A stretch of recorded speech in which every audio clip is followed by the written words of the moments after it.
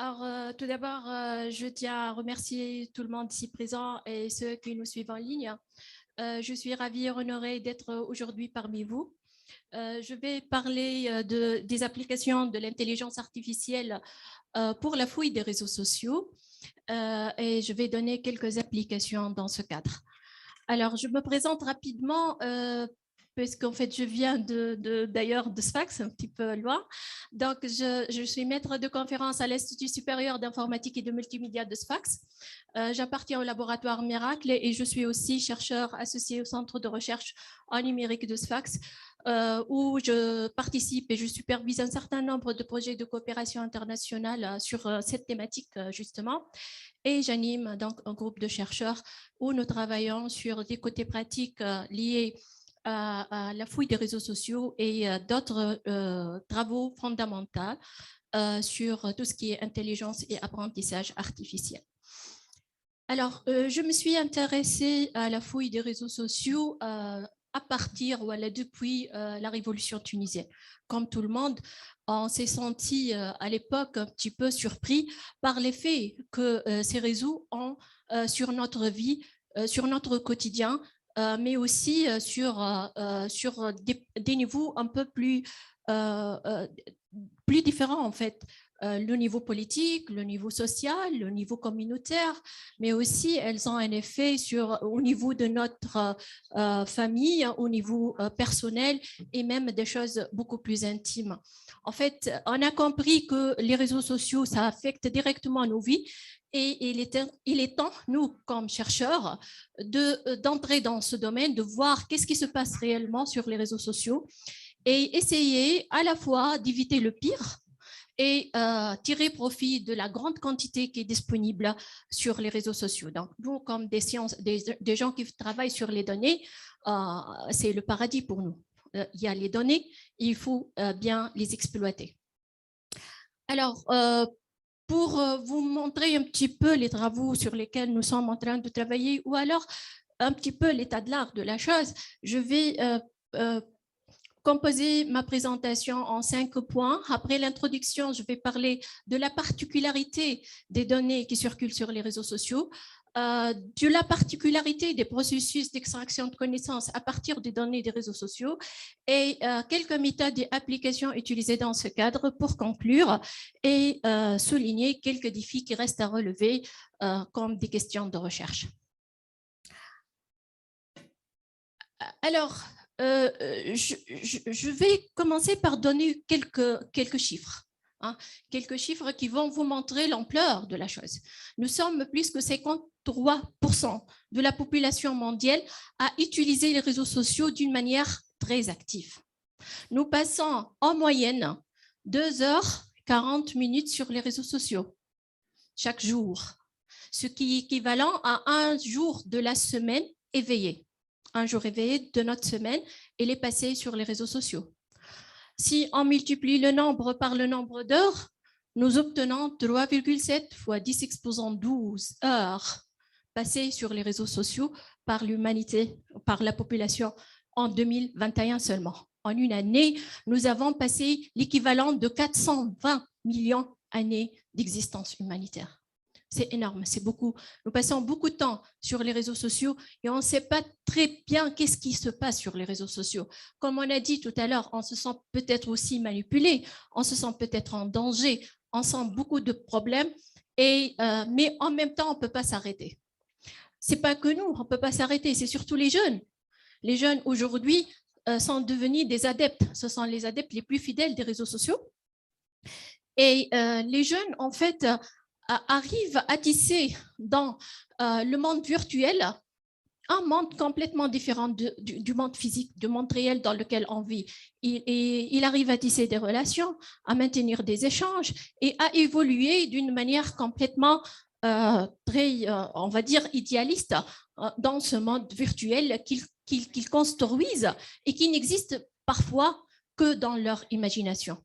Et ce qu'il y a, c'est que en fait, ces jeunes sont en train de se retirer petit à petit du monde physique réel pour migrer vers ce monde qui est le monde virtuel. Et si aujourd'hui Facebook migre aussi vers Metaverse, Parce que le terrain, il est prêt. Parce que tout le monde a cette volonté de migrer, surtout les jeunes. Hein, ils sont déjà dans la démarche de migrer vers ces mondes virtuels. Mais ce qu'il y a, c'est que lorsqu'on dit ce qu'ils disent, ils disent que la vision de leur compagnie, c'est d'aider, de ramener le metaverse dans nos vies. Mais en réalité, c'est peut-être l'inverse aussi. C'est peut-être l'inverse. C'est nous qui vont vers le metaverse et ce n'est pas le metaverse qui vient vers nos vies. Donc, tout ça, en fait, pose un certain nombre de questions, surtout lorsqu'on sait que les jeunes sur les réseaux sociaux sont exposés à un certain nombre de dangers. C'est vrai qu'on a des avantages sur les réseaux sociaux. Personne ne peut le nier. Ça permet, en fait, de s'informer continuellement, de communiquer, de aussi se sentir plus proche de ceux qu'on aime, de partager, de dénoncer et d'essayer de changer le monde qui nous entoure, développer de nouvelles relations, etc. Mais aussi, il y a le revers de la médaille. Il y a en fait plein de désavantages, ou je vais dire plein d'inconvénients, comme la désinformation, comme cette limite qui devient en fait floue entre la vie professionnelle et la vie privée. On a aussi ces sentiments de sous-estime de soi. On subit parfois de l'harcèlement, de l'intimidation. On a des problèmes de pédophilie sur les réseaux sociaux. Il y en a plein. Les problèmes, pas seulement ça. Il y a encore d'autres problèmes comme la prolifération des discours de haine et de violence, comme la cybercriminalité, comme les problèmes qui touchent les jeunes, la dépendance, les risques de radicalisation, le sentiment d'être isolé, etc., etc. Et j'en passe, en fait. D'accord? Donc, c'est ça le but. Le but, c'est essayer d'éviter le pire, comme je vous ai dit. Essayer de, comme font les autres aussi, exploiter ces données, mais pour notre bien, pour ne pas rester toujours victime. D'accord? Et donc, c'est ça le but. Comprendre ce qui se passe sur les réseaux sociaux, essayer d'éviter le pire et essayer surtout de tirer parti de cette grande complexité de données qui circulent sur les réseaux sociaux pour la bonne cause. Alors, les données sur les réseaux sociaux, quelles sont les particularités de ces données? Les réseaux sociaux sont vus comme des réservoirs de données sociales. Qu'est-ce qu'on appelle des données sociales? Ce sont des données qui dépassent des données réelles parce qu'ils contiennent d'autres expressions un peu sociales comme les opinions, les relations, les prises de position, les comportements, mais surtout aussi les connexions avec autrui. D'accord?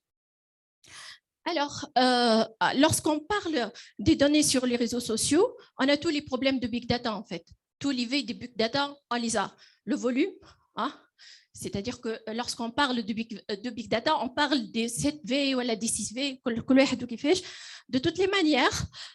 Ici, lorsqu'on parle de données sociales, on a de grands volumes de données, on a une vitesse énorme, ça flue tout le temps, ça ne finit jamais, hein, et ça entraîne des problèmes de variabilité, parce que tout change, le seul constant, c'est le changement, et on a des problèmes aussi de variété de format, on a du texte, de l'image, de la vidéo. On a aussi des problèmes de véracité parce que généralement, on subit aussi des campagnes de désinformation, on reçoit des spams, des fake news, des fake profiles, et la liste est longue. D'accord? Donc, il faut peut-être essayer de faire face à tous ces problèmes. Pourquoi faire? Pour pouvoir visualiser, comprendre ce qui se passe, aider les experts à interpréter, à comprendre un petit peu la mouvance sur les réseaux sociaux, mais aussi extraire la valeur pour l'aide à la prise de décision. Donc, les données qui circulent sur les réseaux sociaux aussi, ils ont d'autres caractéristiques. Ce sont des données générées par l'utilisateur. Et c'est là toute la richesse. Parce que c'est nous qui générons les données. Et c'est nous qui nous exposons complètement sur les réseaux sociaux en offrant à tout chercheur, voilà, à toute entreprise de nous comprendre dans si vous voulez, les détails les plus intimes. Et en fait, lorsqu'on parle de user-generated content, on a un contenu qui nous respecte pas un format particulier, ce n'est pas que du texte, ce n'est pas que de l'image, ce n'est pas que de la vidéo, ce n'est pas un langage qui respecte un seul langage, ça peut être multilingues, comme le tunisien, par exemple. Le tunisien, lorsqu'il s'exprime sur les réseaux sociaux, il utilise 3 langues, il mélange les 3 langues dans un même commentaire, il écrit le français avec l'anglais, avec des lettres arabes et inversement, et vous avez de tout. Ensuite, les réactions aussi, qui en fait, si vous voulez, dissimulent un certain nombre de données sociales et aussi les connexions, surtout les connexions sociales. Alors, maintenant, on a les données, on a compris un petit peu quelles sont les particularités des données. Je vais parler un petit peu de la particularité du processus d'extraction de connaissances lorsqu'on parle des données sociales. Alors, nous sommes aujourd'hui en train de parler d'un domaine, on va dire, qui est plus proche aux sociologues, aux gens qui font de la sociologie plus que l'informaticien en fait.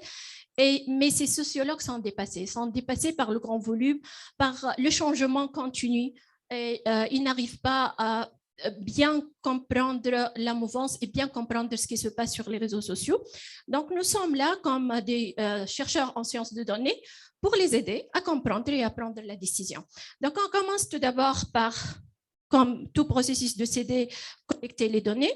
Ensuite, on va essayer de filtrer ces données, de les pré-traiter, surtout lorsqu'il s'agit de textes, comme je viens d'expliquer. Il faut pré-traiter le texte pour qu'on puisse l'exploiter après par des algorithmes intelligents, des algorithmes de data mining qui vont permettre d'extraire des modèles à partir de ces données, voilà qu'on l'appelle la connaissance. Cette connaissance, à la fin, va être interprétée par les sociologues et les experts du domaine pour pouvoir prendre la bonne décision. Donc, c'est ça un petit peu le processus extraction de connaissances à partir de données lorsqu'il s'agit de données sociales. C'est comme tout processus, sauf que la particularité, c'est quoi? C'est en fait, c'est au niveau de cette étape de collecte et de traitement de données. Parce que lorsqu'on parle de réseaux sociaux, on a plusieurs formats possibles. Et les formats changent d'une inter-réseau et intra-réseau. C'est-à-dire que chaque réseau, il va publier ses données d'une certaine manière. Il y a des réseaux sociaux spécialisés en vidéo, il y a d'autres en texte comme Twitter, etc. Et puis après, il y a aussi dans le même réseau, on a plusieurs formats possibles et plusieurs manières de réagir possibles. Donc, nous, par exemple, la plupart des recherches qui se font sur le texte. D'accord? Donc, on essaie de ramener le texte, c'est la forme la plus présente sur les réseaux sociaux et celle qui aussi offre le maximum d'informations. Donc, on essaie de collecter les publications, les descriptions et puis aussi surtout les commentaires. D'accord? Donc, c'est ça, le but, c'est d'essayer si vous voulez, de collecter le maximum de commentaires, bien sûr, en faisant référence aux publications de laquelle il parle. Ensuite, on va essayer de passer à l'étape suivante, celle de pré-traiter le texte. En fait, pré-traiter le texte, pourquoi? Pour le rendre exploitable par machine, pour le rendre exploitable par les algorithmes de l'intelligence artificielle. Et tous les algorithmes de machine learning, presque en fait la majorité, acceptent en entrée des données sous format vectoriel. Et donc, il faut passer de ces chaînes de caractères à un format vectoriel qui préserve le sens, qui préserve aussi la sémantique, le contenu, etc. C'est pas facile. Les premières tentatives étaient de proposer des représentations sous forme de sacs de mots, c'est-à-dire considérer tous les mots du vocabulaire et puis si le mot existe, c'est 1, sinon c'est 0 et c'est comme ça on a un vecteur. Après, il y a aussi d'autres techniques un peu plus avancées, telles que la technique de TF et DF, qui se base un petit peu sur la fréquence du terme dans le document et son importance dans tous les autres documents pour voir quel est le degré de discrimination de ce terme-là. Ensuite, il y a d'autres vecteurs de similarité qui proposent de calculer des similarités entre les mots et les thèmes. Après, en fait, le problème avec ces représentations, c'est qu'on obtient des vecteurs de très grande dimension est généralement très creux parce que le vocabulaire, c'est quelques milliers de mots. Et puis après, dans une phrase, on a au maximum 10 mots. Donc, nos vecteurs seront des vecteurs creux. Et ça pose un problème. Donc, l'idée, c'est de faire de la réduction de dimension. Et pour faire la réduction de dimension, on a deux manières de faire. Soit se baser sur l'expertise en fait, linguistique des experts qui vont passer beaucoup de temps à le faire, ou alors de le faire d'une manière automatique en utilisant des techniques de sélection d'attributs ou de transformation d'attributs. Alors, les techniques de transformation d'attributs, ce sont des techniques généralement de calcul matriciel, alors que les techniques de sélection d'attributs utilisent des algorithmes intelligents pour à chaque fois sélectionner un sous-ensemble des attributs et essayer de chercher le sous-ensemble d'attributs qui maximise les performances. Après, si on est parti d'un vecteur, comme je vous ai dit, de haute dimension qui est creux et qu'on lui a fait la transformation, normalement, on va obtenir un vecteur de plus petite dimension et qui contient beaucoup moins de zéros. Ensuite, on va pouvoir le classer en utilisant les méthodes de l'intelligence artificielle, ici, par exemple, un réseau de neurones. Ça, c'est l'approche classique. C'est l'approche classique en text mining ou en natural language processing. La nouvelle approche, grâce à l'apparition du deep learning, c'est de proposer en entrée donc notre représentation initiale, sac de mots, et c'est le modèle profond qui va faire à la fois et la transformation et la classification. Alors, qu'est-ce qu'il offre, le modèle? En fait, ce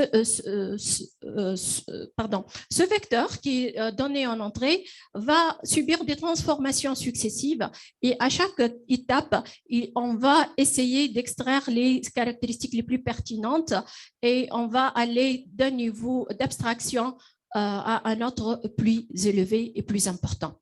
Donc, cela permet de préserver la sémantique du texte, représenté par ces vecteurs, et d'obtenir à la fin des vecteurs de petite dimension qui sont denses et qui ne contiennent pas de zéro. D'accord? Donc, c'était ça la solution proposée par le deep learning. Il y a plusieurs manières de faire le deep learning. Il y a celle où on fait beaucoup de couches, ou alors celle de faire des couches empilées, c'est-à-dire essayer à chaque fois d'obtenir une représentation intermédiaire, ensuite la passer encore une fois dans un autre réseau pour obtenir une autre représentation plus abstraite et ainsi de suite jusqu'à décider d'arrêter sur le niveau souhaité, par exemple par rapport à la taille ou par rapport au degré de discrimination. Alors, les applications maintenant, après avoir fait tout le traitement et toute la collecte des données, on va maintenant appliquer des algorithmes de data mining. Pourquoi faire? Pour faire de l'analyse de sentiments. Par exemple, tout à l'heure, on parlait de l'émotionnel, je vais en parler. Pour faire de la détection des événements et des thèmes d'actualité. Pour faire aussi de l'analyse de l'influence sociale, ou alors le profilage de l'utilisateur. Ce sont les 4 applications dont je vais parler. Je ne sais pas combien il me reste de temps pour 5 minutes, ça va. Alors, pas être technique. Il ne faut pas être très technique, d'accord. Alors, je parle de l'analyse de sentiments. L'analyse de sentiments est devenue possible. Pourquoi aujourd'hui? Parce qu'on a justement un contenu social qui déborde de sentiments, déborde d'émotions. On s'exprime librement sur les réseaux sociaux d'une manière très spontanée. Et lorsqu'on s'exprime sur les réseaux sociaux, le texte que nous écrivons, il déborde de sentiments et d'émotions et de prise de position et d'opinion, etc. Et donc, en fait, on est en train de s'exposer sentimentalement, finalement, sur les réseaux sociaux. On est en train d'exposer nos opinions, etc., à, comme je vous ai dit, à tout type de personnes qui veulent user de nos données. Aujourd'hui, grâce à la multitude de ces données, nous sommes capables de passer à un autre ère en intelligence artificielle. On était dans l'ère où on pensait que l'intelligence artificielle, c'est lié à des robots un petit peu rigides, durs, qui sont dépourvus de sentiments, dépourvus d'émotions, etc. Mais aujourd'hui, non. Aujourd'hui, on passe à une autre intelligence artificielle beaucoup plus proche à l'homme, une intelligence artificielle émotionnelle où on essaie d'exploiter ce que nous avons compris sur les réactions humaines pour les simuler sur machine. Aujourd'hui, nous avons des humains qui tombent amoureux de robots. C'est-à-dire qu'aujourd'hui, l'IA est vraiment capable de fournir du sentiment. Oui, les chatbots, vous connaissez, les chatbots, on a pas mal d'humains qui tombent amoureux de son chatbot et finalement, ils découvrent que c'est un robot. Alors, la bonne chose dans l'affaire, c'est quoi? C'est qu'on utilise l'IA pour améliorer l'IA. Parce qu'en fait, lorsqu'on veut faire de l'analyse de sentiments, c'est quoi? C'est qu'on va essayer de prendre des textes, comme je vous ai expliqué, avec tout le processus qu'on a fait. Après, essayer de classer ce texte pour découvrir s'il s'agit, par exemple, d'un texte subjectif ou objectif. Si le texte est plutôt détecté comme subjectif, là, on peut le classer pour voir s'il contient un sentiment positif ou un sentiment négatif. Après, on peut aussi aller vers d'autres niveaux de granularité, aller vers plus de classes pour découvrir les émotions qui sont exprimées dans le texte. Les émotions, c'est beaucoup plus fin en niveau de granularité que le sentiment, parce que ça peut être un sentiment positif relatif à la joie, à l'amour, je ne sais pas quoi, ou à la négative relatif aux colères, à la tristesse, etc. Il y a pas mal de sentiments, il y a aussi la surprise, il y a beaucoup de choses, le dégoût, etc. Et donc, c'est ça, finalement, qu'est-ce qu'on va faire? C'est très simple en intelligence artificielle de détecter le sentiment et l'émotion. Et cela nous a permis de s'approcher encore plus vers l'humain, hein, et d'améliorer peut-être aussi notre intelligence artificielle pour que elle s'approche aussi de l'humain. D'accord? Bon, maintenant, je ne vais pas être technique comme elle a dit, Madame Rim. Je vais passer à une autre application qui est l'application de détection des thèmes d'actualité sur les réseaux sociaux. Et là, en fait, le problème majeur auquel on essaie de faire face, c'est le problème des flux continus et adapter le modèle. Hein. Il faut pouvoir adapter le modèle parce que les données vont être variables tout le temps. Un même thème peut évoluer. Hein? On ne parle plus de la même manière aujourd'hui sur le coronavirus qu'on l'a fait il y a 3 mois ou il y a 3 ans. D'accord? Après, il y a aussi la nouveauté. Il y a toujours de la nouveauté, il y a toujours de nouveaux thèmes qui apparaissent. Donc, pour faire face à ce genre de problème, il y a aussi toujours, pour les représentations vectorielles des textes, là, on peut proposer de réserver de l'espace. Là, pardon. Pourquoi il est parti? Alors, on peut penser de réserver de la place dans nos vecteurs pour le passé, pour le présent et pour le futur. D'accord? Après, qu'est-ce qu'on va faire avec ces vecteurs? On va tout simplement appliquer des méthodes de classification non supervisées, c'est-à-dire des méthodes de regroupement. Et comme ça, on découvre les thèmes. D'accord? Ensuite, on va faire une mise à jour entre les groupes retrouvés à chaque flux pour détecter les nouveaux thèmes, supprimer les anciens, etc. Alors, pour l'influence sociale et l'analyse de l'influence sociale, on peut le faire de 2 manières.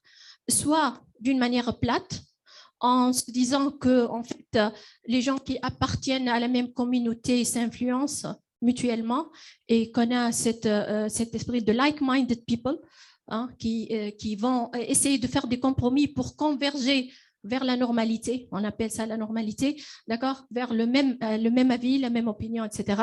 Et donc, il suffit peut-être de trouver ces like-minded people pour comprendre l'influence qui se fait au niveau des communautés. Ou alors, et après, on peut expliquer donc l'influence globale qui se fait au niveau de toutes les communautés. Ou alors, ce qu'on peut faire aussi, c'est essayer de s'inspirer de la nature pour retrouver des outils de modélisation qui s'approchent aussi de notre méthode d'évoluer et de s'influencer les uns les autres, comme les oiseaux, les bandes d'oiseaux, qui s'influencent les uns les autres pour tracer ces très beaux, jolis paysages dans le ciel. Et donc, en fait, chaque oiseau, il va calculer sa nouvelle position compte tenu de la position de son voisinage et d'un leader et de sa position à lui. Comme exactement nous, lorsqu'on veut réfléchir sur une question, on va mettre à jour nos croyances selon notre position initiale et selon notre voisinage et peut-être quelques influenceurs. Aujourd'hui, sur les réseaux sociaux, on a ces influenceurs qui jouent parfaitement ce rôle-là. Sinon, on peut aussi penser à modéliser ça d'une manière probabiliste en utilisant, par exemple, les réseaux bayésiens, notamment les réseaux bayésiens dynamiques. Voilà, c'est bon, c'est l'heure. C'est bon. Alors, enfin, dernière application, et je suis certaine qu'elle va vous intéresser parce qu'elle parle du profilage utilisateur. Le profilage utilisateur, c'est-à-dire j'ai une personne et je veux comprendre cette personne-là. C'est vraiment ciblé vers un utilisateur particulier.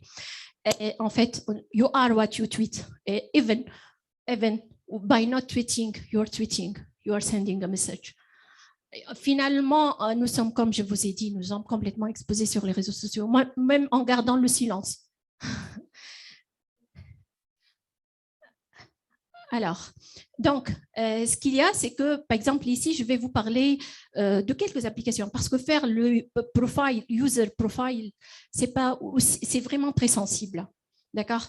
Dire que je vais profiler des utilisateurs, comme le débat tout à l'heure, c'est très sensible. Pourquoi cette personne? Alors là, je vais vous parler de deux applications. Une application où on essaie de dresser un profil de terroriste et de gens extrémistes.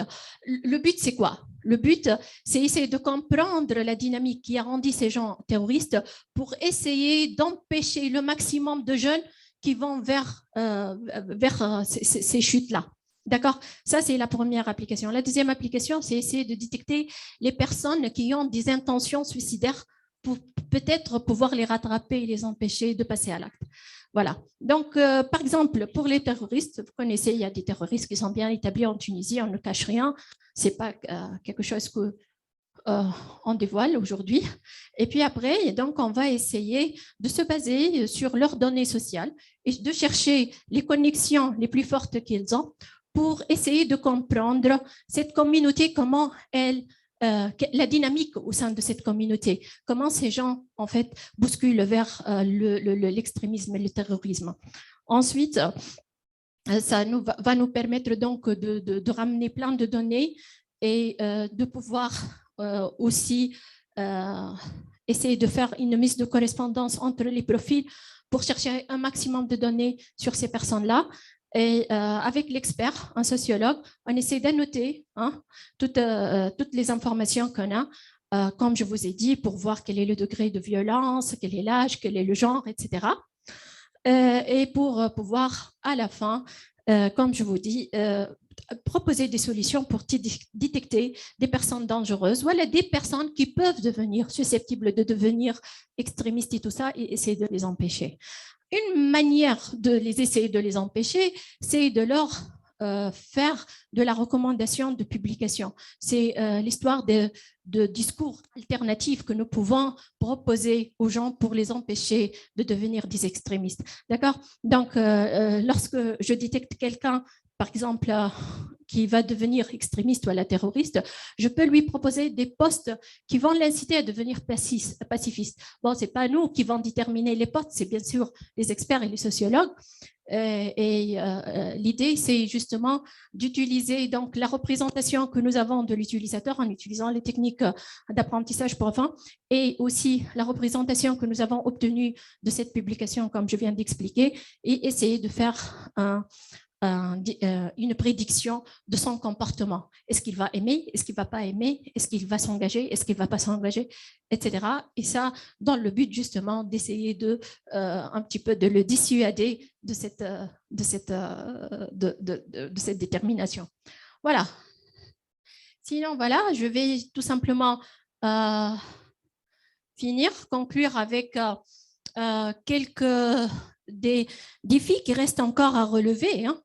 C'est-à-dire que j'ai essayé de montrer un ensemble d'applications qui se font sur les réseaux sociaux, mais le monde est vaste et il y a beaucoup de recherches qui se font dans le domaine. Mais les défis qui restent à relever, c'est le problème des données privées de sécurité, hein, de l'autre côté aussi. Comment on peut faire face à la propagande et à la manipulation avec tout ça après? Qu'est-ce qu'on fait pour essayer d'éviter cette manipulation? Aussi les problèmes de désinformation, mais aussi de campagnes de violence et de discours haineux qui se prolifèrent sur les réseaux sociaux. On a un problème aussi, comment résoudre les problèmes de dépendance aux réseaux sociaux. Et puis aussi, comment pouvoir, comme j'ai expliqué, utiliser les réseaux sociaux pour la bonne cause, pour aider les gens en détresse pendant la pandémie, pendant la guerre, pendant la famine, tout ce que vous voulez. Et voilà, il reste encore beaucoup d'autres défis à relever. Voilà, sinon aujourd'hui, ce que je vous ai présenté, c'est que les réseaux sociaux et les données qui circulent sur les réseaux sociaux nous offrent une multitude d'opportunités de recherche qu'il faut y aller. Hein, pour comprendre, pour qu'on ne se laisse pas se faire manipuler finalement, hein, pour pouvoir comprendre ce qui se passe sur les réseaux sociaux et pour pouvoir aussi proposer des solutions alternatives. Moi, je voilà. Voilà. Sinon, l'intelligence artificielle, elle a pu beaucoup grandement aider à résoudre un certain nombre de problèmes dans ce cadre, notamment avec les techniques de deep learning qui aident à manipuler le texte comme toute autre donnée d'une manière beaucoup plus aisée qu'on faisait avant. Et c'est ça l'apport majeur, en fait, dans ce domaine. Merci. Merci Symphonie pour le retard. Merci beaucoup. Désolée, Salma. Sujet très intéressant. Je travaille beaucoup sur ce sujet-là et on a essayé de ne pas faire trop technique, mais après, on peut revenir pour ceux ou celles qui veulent avoir des questions très techniques. Merci Salma pour l'exposé très pertinent, très intéressant et qui suscite beaucoup d'intérêt. Donc, on va prendre quand même, hein, j'ai changé d'avis, une ou deux questions. على خاطر برشا يحبوا ياك باش نبداو اشوف فهمت من بعد نرجعوا on fait un débat. Il y avait voilà, si Khaled, après Zahra, c'est ça. Après donc voilà, deux ou trois questions. Merci Salma. Bon, ce n'est pas une question, mais il faut rajouter peut-être au challenge la sextorsion. Ah oui. Sex-extorsion. Ouais. Il faut vraiment faire attention. Je suis en train de préparer un article là-dessus et on n'en parle pas parce que, bon, pour des raisons un peu sociales, un peu religieuses en Tunisie.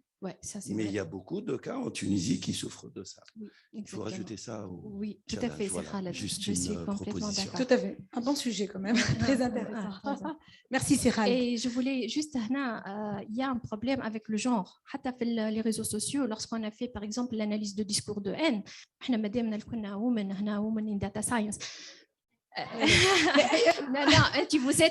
vous êtes c'est Khalder dire c'est le pionnier de l'intelligence artificielle mais lourd qui gèle tourne de l'école de l'intelligence artificielle aussi, hein. Voilà. Alors ce qu'il y a, c'est que lorsque le discours est violent sur les réseaux sociaux, on détecte les réseaux sociaux et les discours violents, et lorsque il s'agit d'une femme, on double le degré de violence double carrément. يعني يكون يحكي عادي violent, c'est normal, il est violent بطبيعته, ولكن lorsqu'il s'agit d'une femme, le degré est double. Donc ça, c'est parmi les remarques. Très bien. Zahra, donc il faut rappeler que Salma, le travail de tout ça, les world embedding, c'est la vectorisation, c'est un travail très technique, mais qui donne beaucoup de belles performances. Hein. Donc, oui. Les use cases, les applications sont très intéressantes. Merci. Zahra. Zahra Benas, présidente FAS, qui m'a les réseaux sociaux ont joué un rôle important dans la transition de la révolution en 2011, grâce aux réseaux sociaux. Est-ce que l'IA peut renforcer la démocratie et surtout qu'on est en train de manipuler les informations et on peut orienter l'opinion publique. Est-ce qu'on peut orienter l'opinion publique d'élire les bonnes personnes? C'est important. Ça, c'est important parce que si on n'a pas une bonne gouvernance, on n'est pas vraiment, on n'a pas réussi. Et je partage parfaitement l'esprit, c'est-à-dire l'analyse des données. Nous, on est en train de mener un projet sur l'insertion socio-professionnelle des jeunes sortant de prison, où on a un atelier sur l'esprit critique, où le jeune, il doit vraiment analyser les données, et c'est pas tout ce qui est donné dans le Facebook, il peut, c'est-à-dire consommer et Générer aussi. voilà, c'est Contribuer. et tomber dans la Oui, mais- radicalisation. Ouais, Ça, c'est important. Ouais. Ok, merci. Alors, est-ce que l'IA peut aider la démocratie? À mon avis, elle doit. Maintenant, comment, je ne sais pas, parce qu'en fait, ce que moi je vois comme bon, peut-être pas vous et inversement, mais c'est ça, le but c'est ça, c'est d'éviter éviter le pire. Quand on éviter le pire, c'est essayer de ne pas tomber dans l'influence, parce qu'on est conscient et on est sûr qu'on est influencé sur les réseaux sociaux. J'ai ôté un transparent parce que ce n'est pas le but d'aujourd'hui, mais il y a des preuves de campagnes de manipulation et de propagande politique qui sont faites dans 48 pays jusqu'à 2017. من بعد ما حكيناش مازلنا ما حكيناش على السكاندال de Cambridge Analytica وما الى ذلك ما حكيناش عليه ولكن en fait ce qu'il y a c'est que on a des preuves tangibles que des gouvernements ou des partis politiques dépensent des milliards et des milliards pour la manipulation sur les réseaux sociaux. Donc ça on est sûr aujourd'hui. Maintenant ce qu'il faut faire c'est éviter cette manipulation pour que la démocratie puisse vraiment trouver sa place. Merci Salma. Au fait, moi, je voulais rebondir sur le problème de compréhension du dialecte tunisien. Oui. Effectivement, la plupart des travaux sont faits sur la langue anglaise, c'est normal. Donc, on pense que ça doit se faire par nous-mêmes pour développer les algorithmes, mais il n'y a pas de dictionnaire. Et en plus, on a la difficulté d'écriture, le mixte, donc c'est très, très difficile. Oui. Presque impossible d'établir un dictionnaire. Donc, c'est les techniques que je te donne à l'Ekhaliouna, justement. Par contre, j'ai vu, si on se pose des questions, comment on est manipulé sur les réseaux sociaux, nous autres Tunisiens.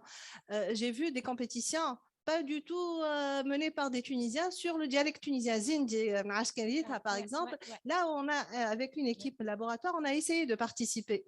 C'est justement un développement d'un système d'analyse de sentiments sur le dialecte tunisien. Ça nous a étonnés. Et les compétiteurs, c'est des Russes, c'est de tous bords pour essayer de développer un moteur qui comprend le dialecte tunisien. Donc, on se demande qui est derrière ça. On doit agir. Oui, et on doit être acteur. Effectivement, il ne faut pas laisser les autres faire pour nous. Et le problème avec, ça je ne l'ai pas dit, mais le problème avec les données, par exemple, nous, les Tunisiens, on est le plus actifs sur Facebook, ça on le sait. Malheureusement que Facebook aujourd'hui ne donne pas accès à ces données aux chercheurs, aux développeurs. Donc on travaille, on se contente avec le peu de données que nous pouvons extraire à partir de Twitter et à partir de YouTube. Heureusement, YouTube, les Tunisiens deviennent un peu plus actifs sur YouTube et donc on a vraiment accès aux data. Parce que sinon,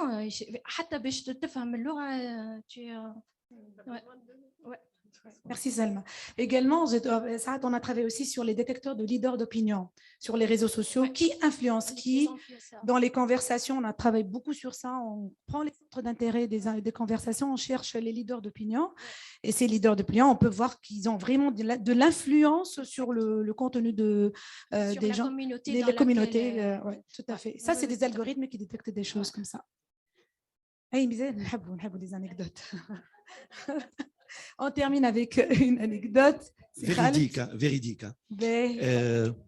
Alors, ثم تونسي يحكي مع تونسي آخر في أمريكا والتونسي هذا في تونس. قالوا اسمع راني جاي لنيويورك باش نعدي جمعة كاملة بحذاك. قالوا مرحبا. قالوا اسمع الجمعة لي بوات نتاع نيويورك كل إلا من نفرقعوها جاي من فرقعة وفرقعة سي لونسي اون بون. السيد هذاك كي خلط وقفوه الاخر وقفوه et les boîtes de nuit نتاع نيويورك كل سكروا pendant une semaine. Donc ça c'est le dialecte tunisien, voilà. Et c'est arrivé, c'est véridique. C'est vrai, c'est des mots déclencheurs. Voilà, on cherche les mots déclencheurs, oui, exactement. Ça c'est vrai. Havemi, et on termine avec Havem pour passer à la. باقي سلمى مازلنا Merci beaucoup. Merci Salma pour la très belle présentation. En fait, c'était juste pour rebondir un petit peu sur le dialecte tunisien. Effectivement, nous, chercheurs en NLP, avons beaucoup de travail à faire sur le dialecte tunisien, vu la difficulté et la forme informelle qui existe sur les réseaux sociaux. Donc, on a des problématiques comme déjà l'identification automatique du dialecte sur les réseaux sociaux, parce qu'on écrit le dialecte avec le script latin. Donc déjà une belle problématique est l'identification automatique.